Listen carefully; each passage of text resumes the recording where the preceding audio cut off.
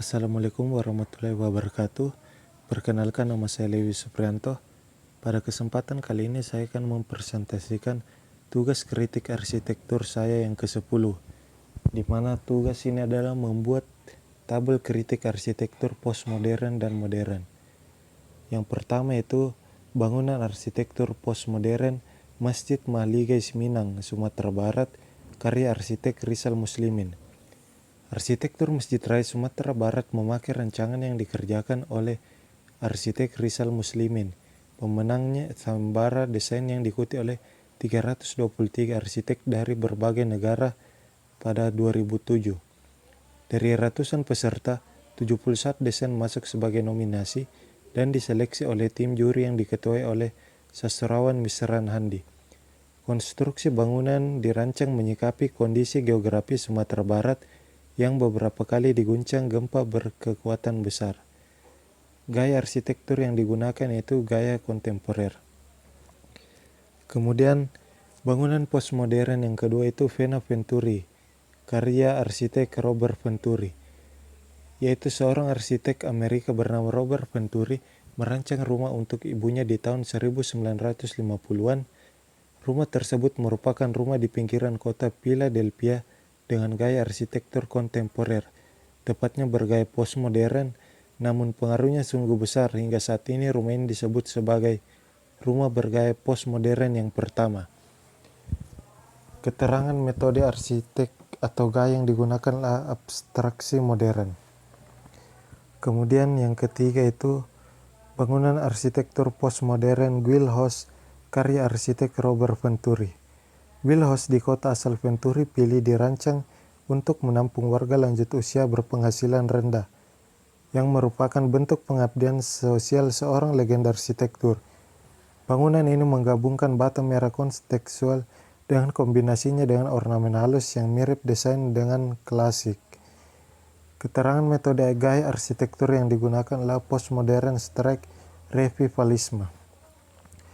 Kemudian bangunan arsitektur postmodern yang keempat adalah Children's Museum of Boston, karya arsitek Robert Venturi, Jackson, dan Ryan.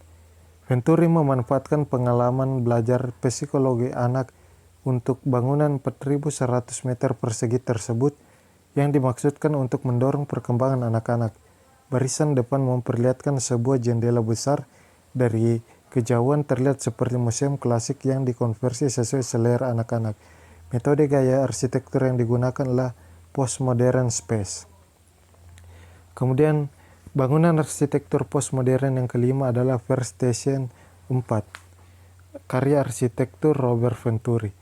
Pada akhir 1960-an, Venturi diminta untuk merancang stasiun pemadam kebakaran untuk kota Columbus yang merupakan bangunan biasa dan mudah dirawat. Desainnya terdiri dari denah sederhana dan ruang peralatan ditempatkan di satu sisi dan tempat tinggal di sisi lainnya. Sebuah menara pengeringan besar yang menjulang di antaranya dihiasi dengan 4 emas di bagian atas. Metode gaya arsitektur yang digunakan adalah postmodern / revivalisme. Kemudian tabel selanjutnya itu bangunan arsitektur modern. Yang pertama itu Masjid Al-Irsyad, karya arsitektur Ridwan Kamil. Masjid ini berbentuk kubus besar dan banyak lubang di keempat sisinya. Penampilannya terlihat unik, sederhana tetapi futuristik. Lubang pada dinding dirancang agar semakin banyak sinar matahari yang masuk, sehingga kondisi interiornya terasa lebih terang. Masjid ini terinspirasi dari bentuk Ka'bah di Masjidil Haram, Mekah, Arab Saudi. Keterangan metode gaya arsitektur yang digunakan adalah urban futuristik. Kemudian bangunan arsitektur modern yang kedua itu Fallingwater House, karya arsitek Frank Lloyd Wright. Siapa sangka inspirasi dari rumah ikonik karya Frank Lloyd Wright ini adalah arsitektur Jepang yang banyak menggunakan cantilever di bangunan sebagai tempat berlibur. Rumah ini dirancang menyatu dengan landscape alami dari tapak. Kini Fallingwater House sudah berubah fungsi menjadi museum dan tetap menjadi salah satu ikon dari perkembangan arsitektur modern. Metode gaya arsitektur yang digunakan adalah gaya kontemporer.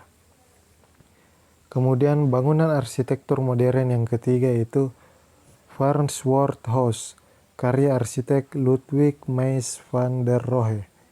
Bangunan arsitektur modern selanjutnya ini sering juga dianggap sebagai karya terbaik dari arsitek Ludwig Mies van der Rohe. Meski bangunan ini banyak menuai permasalahan dan juga kontroversi di kemudian hari, Farnsworth House dianggap memiliki peranan penting dalam perkembangan arsitektur modern. Kini, Farnsworth House telah direstorasi menjadi sebuah museum. Keterangan metode gaya arsitektur yang digunakan adalah urban minimalis. Kemudian bangunan arsitektur modern yang keempat yaitu Maison Bordeaux, karya arsitek Rem Koolhaas. Rumah bergaya arsitektur modern selanjutnya adalah Maison Bordeaux, karya arsitek Rem Koolhaas yang dirancang dengan banyak penggunaan variasi material, mulai dari kaca, aluminium, beton, hingga besi baja, dan bentuk modular dan kesederhanaan denah.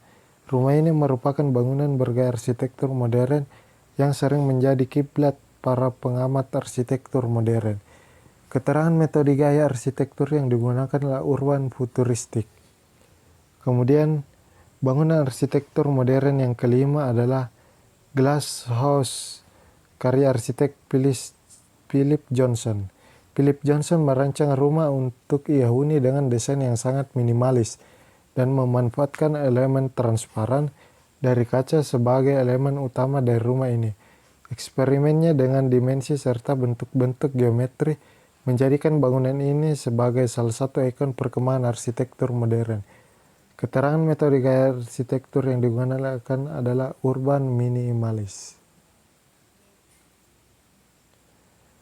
Mungkin sekian yang dapat saya presentasikan dari hasil tugas kritik arsitektur saya yang ke-10.